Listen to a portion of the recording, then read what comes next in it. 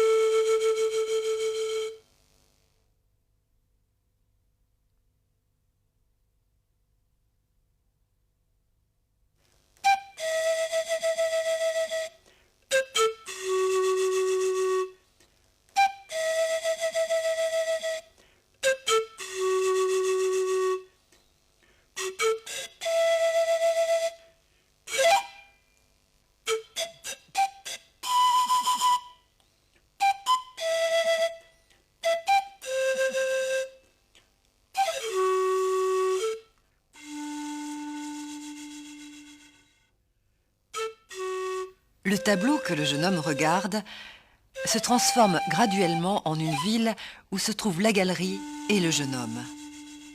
Il est impossible de localiser le point de départ. À l'extérieur, à l'intérieur, dans la ville, dans l'esprit du garçon. Comme ce jeune homme qui est à l'intérieur du tableau qu'il est en train d'observer, nous voyons un monde qui devient le véritable substrat qui nous façonne.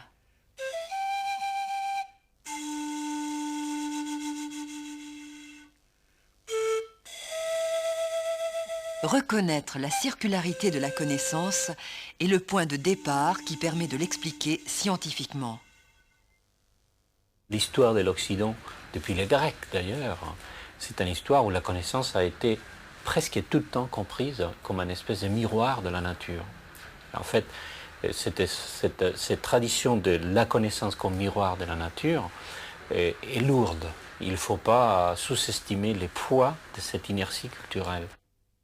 La connaissance n'est ni un miroir du monde, ni une création arbitraire.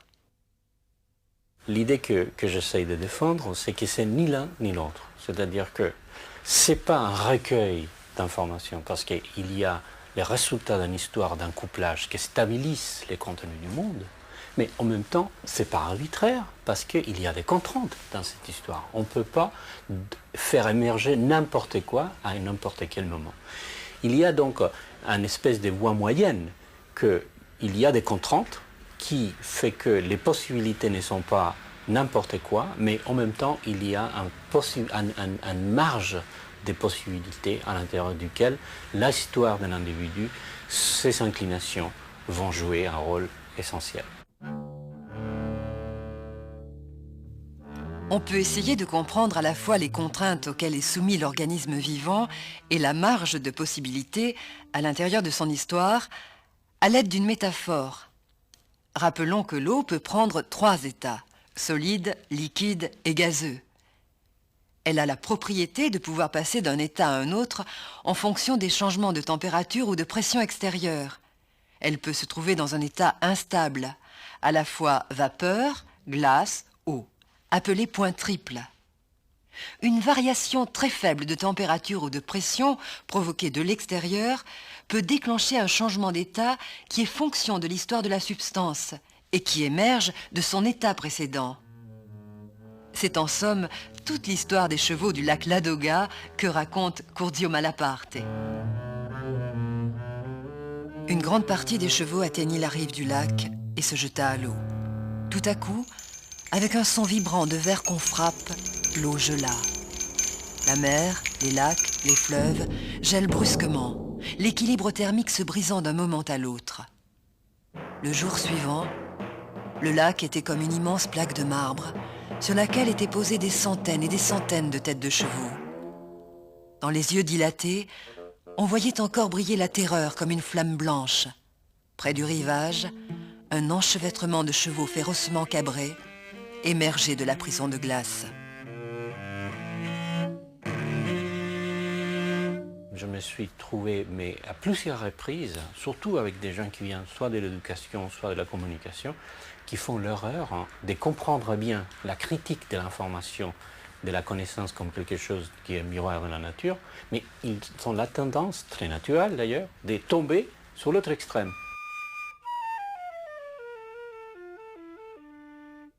J'ai souvent utilisé en fait un très joli poème d'un poète espagnol qui s'appelle Machado, où il dit il n'y a pas un sentier qui existe déjà sur lequel on marche, mais on fait les sentiers ou les chemins en marchant.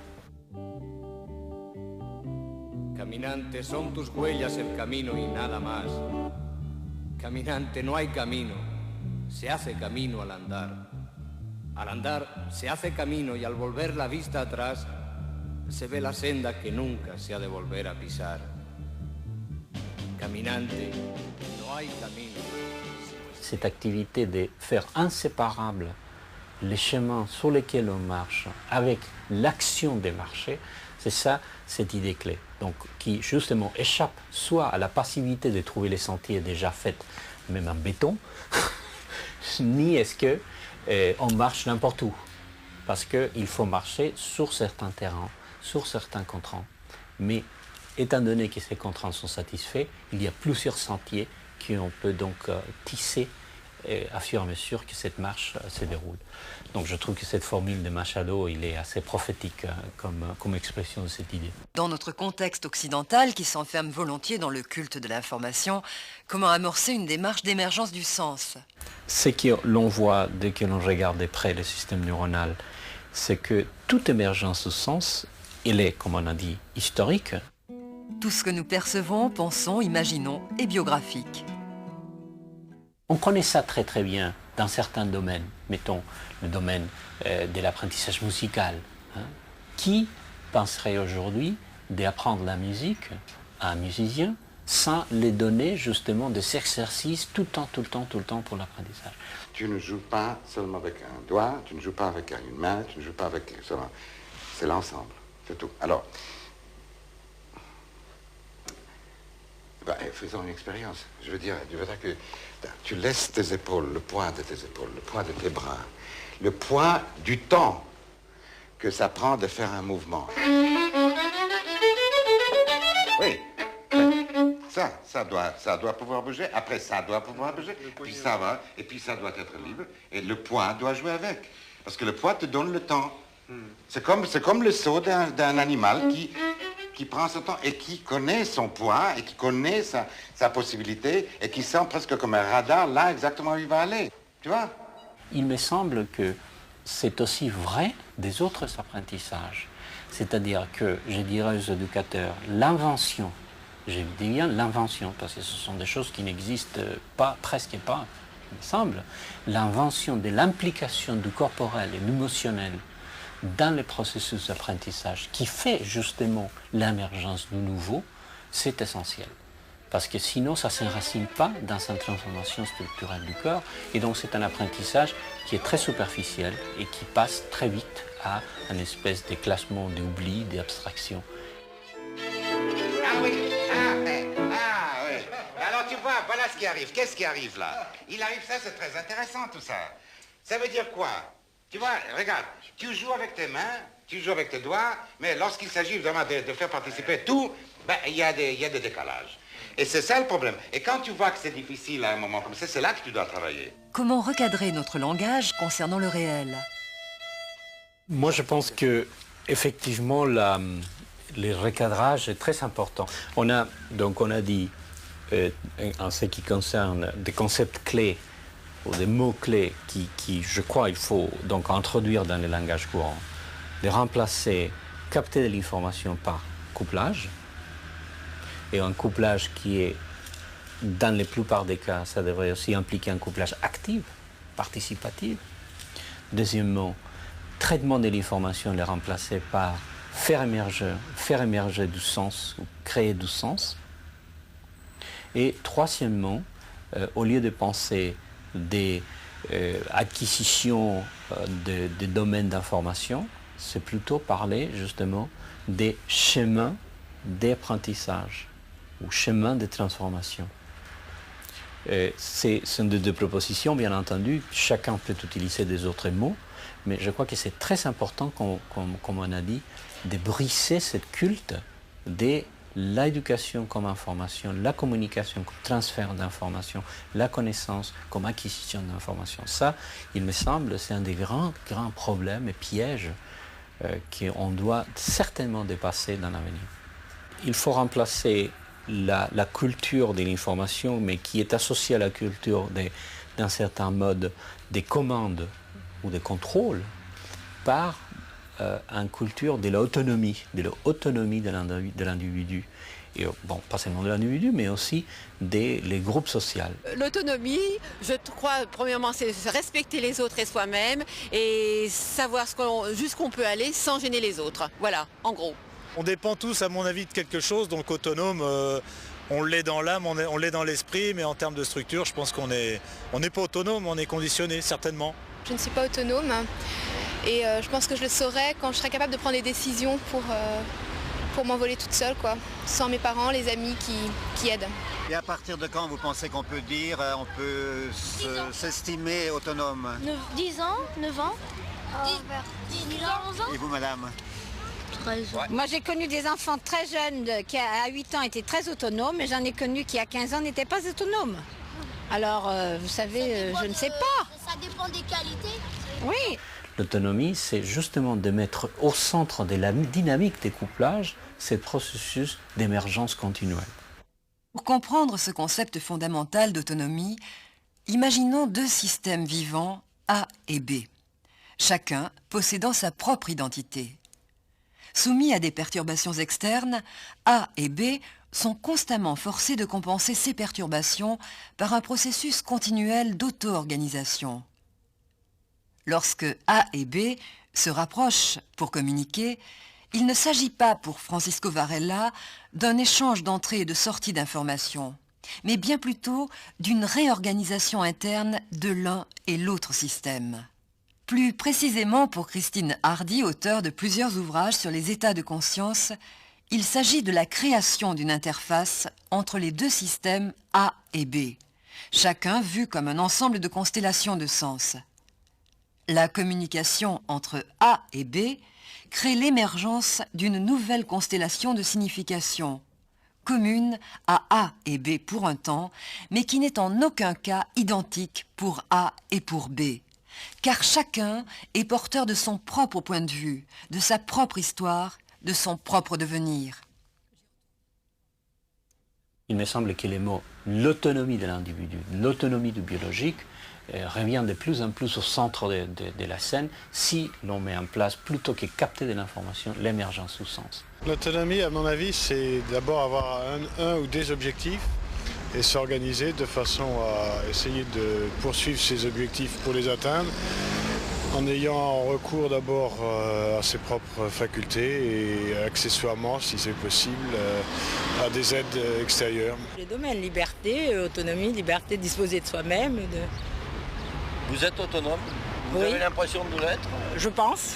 La conjoncture a fait qu'elle m'a amené à réfléchir sur ma propre position et de prendre la directive de créer une entreprise et d'être là définitivement autonome et d'avoir mes propres principes sur la vie et sur mon travail. Voilà, de prendre complètement en main mon avenir. L'autonomie, ça consiste à s'engager dans un chemin de couplage et à l'intérieur de ce chemin de couplage, explorer le total des éventails des possibilités, qui ne sont pas infinies, mais qui ne sont pas non plus dirigées d'une façon unique ou d'une façon déjà donnée, déjà prédigérée. Que faire de la métaphore qui compare le cerveau à l'ordinateur? C'est-à-dire que, comme il y a eu cette tradition très dominante dans la culture occidentale et dans les premières années des sciences cognitives et de la neuroscience, de considérer que la connaissance est un miroir de la nature, et la métaphore de l'ordinateur tombait pile, pour ainsi dire, parce que ça permettait d'avoir un objet qui fonctionnait exactement sur ce principe. On donnait des informations, on les traitait dans un programme.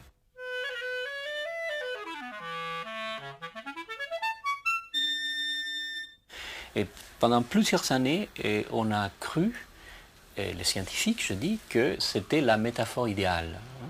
Mais dès la perspective d'aujourd'hui, c'est clair que c'est une métaphore qui est très trompeuse. D'ailleurs, d'abord parce que ça ne fonctionne pas comme un ordinateur dans le sens de capter de l'information, on a déjà ça tout à l'heure. Et deuxièmement, parce que la notion de traiter de l'information fait une désincarnation totale de ce processus de création du sens qui implique donc pas seulement la boucle sensorimoteur, qui on disait tout à l'heure inexistante, n'est-ce pas, dans la machine, et aussi tous les côtés, je dirais, émotionnels, corporels de ce processus de connaissance.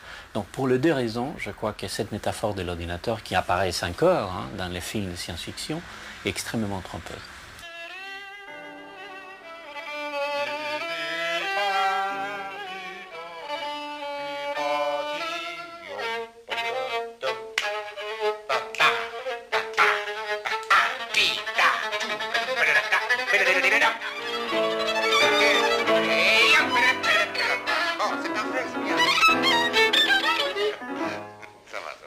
Sur quoi porte votre recherche actuellement? Ah oui, actuellement, en fait, je suis en train de travailler sur deux thèmes parallèles, mais qui s'entrecroisent au moins pour moi.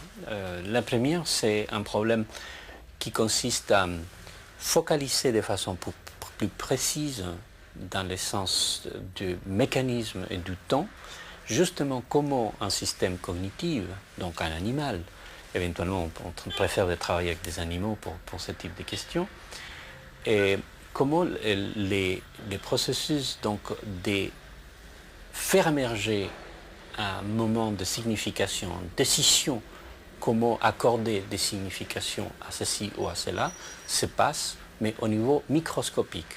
Et là, on parle donc de millisecondes, un millésime de seconde, parce que ça se passe continuellement. Vous voyez, on se bouge dans le monde et on ne se rend même pas compte qu'on accorde des significations à ceci et à cela, ça se passe très vite. Alors c'est une énorme question très passionnante. Comment ça se fait tellement vite et tellement de façon transparente pour nous? Alors là, il y a tout un tas de nouvelles hypothèses au niveau neurobiologique, et c'est à ce niveau-là que je suis en train de travailler, si vous voulez, dans la micro-cognition, l'émergence au niveau micro de comment ça se passe d'une façon très très détaillée, très fine.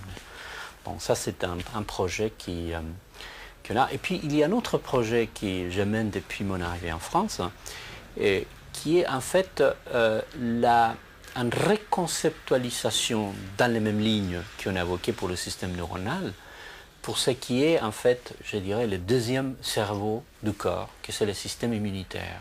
Le système immunitaire qui est habituellement conçu comme un système défensif. Or, ce système défensif, il semble, dans cette nouvelle optique, qui n'est pas du tout essentiellement un système défensif, c'est surtout un système cognitif, c'est-à-dire qui permet au corps d'avoir une connaissance de soi-même, une espèce de savoir du corps. Je dirais pas sagesse du corps, mais au moins savoir du corps. Un savoir de quoi? Mais en fait, c'est très fondamental, c'est un savoir de ce qui constitue les corps elles-mêmes. Comment les cellules, les parties, les molécules du corps se reconnaissent comme faisant partie d'un tout. Donc ce système de créer un tout organique, c'est quelque chose qui a été pas du tout au centre de l'immunologie, et qui a vissé surtout une espèce de fonction défensive du corps, de l'immunologie. Et donc, avec des collègues à l'Institut Pasteur, on a développé toute une série de travaux et de concepts, justement pour changer cette optique, pour le transformer dans un système proprement cognitif. Jusqu'où sommes-nous autonomes? Jusqu'où sommes-nous décideurs? Jusqu'où peut-on descendre dans l'organisme au niveau des décisions? Est-ce qu'au niveau de la cellule, il y a des décisions? Est-ce que l'on peut parler de décisions au niveau de l'ADN, par exemple? Ça dépend. Je crois qu'on peut utiliser les mots décision tout simplement comme une description phénoménologique, c'est-à-dire qu'il y a, du point de vue de l'observateur externe, un tas de possibilités. On voit que les systèmes choisissent celle-ci ou celle-là. Dans ce sens-là, il y a une décision. Je ne veux pas dire, quand j'utilisais les mots décision tout à l'heure, que c'est une décision dans le sens d'une représentation consciente, hein, comme on fait à l'intérieur d'un groupe humain ou dans une entreprise. Ce n'est pas une décision dans ce sens-là, c'est tout simplement le fait que on voit une espèce de multitude de possibilités qui émergent dans un moment donné, et puis finalement, l'organisme décide d'aller dans cette direction-là ou dans cette direction-là. On peut peut-être remplacer les mots décision tout simplement par accomplissement d'un procès de choix, mais ça revient au même, mais je l'utilise surtout dans un sens purement phénoménologique. Et dans ce sens-là, vous avez tout à fait raison, cette décision va jusqu'aux racines de la vie. La cellule, il fait constamment des décisions. On pourrait aussi remplacer les mots décision par un mot sélectivité. Ce processus d'analyse que j'ai évoqué tout à l'heure de la microcognition, c'est justement montrer bien qu'on est constamment en train de faire des sélections, puis sélection, sélection, sélection, choix, choix, choix, choix. Il n'y a pas autre chose. C'est le moteur, le nerf fondamental de cette logique de la connaissance. Quoique ce sont des concepts qui sont tellement inhabituels pour la pensée traditionnelle qu'il faut plutôt que les redire, il faut les dire. Il faut commencer à déblayer tout un terrain de développer un langage, de nous habituer à ce type de pensée. On ne peut pas imaginer que les gens, ni les éducateurs, ni les scientifiques, ni les publics, ni qui que ce soit, est censé être familier avec tout ça. Parce qu'en fait, à mon avis, tout ce qu'on a discuté aujourd'hui, c'est une espèce d'horizon d'un nouvel territoire.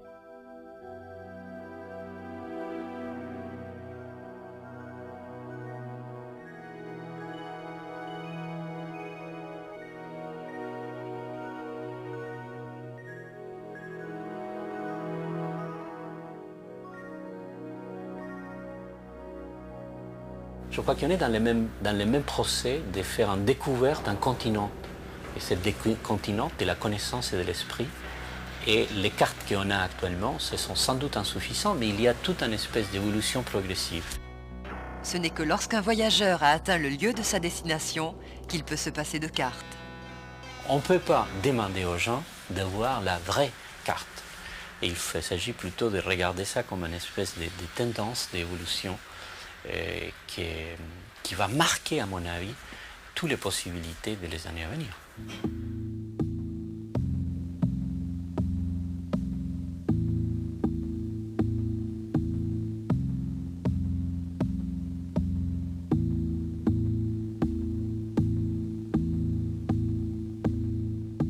L'intelligence ne se définit plus comme une faculté de résoudre un problème, mais comme celle de pénétrer un monde partagé.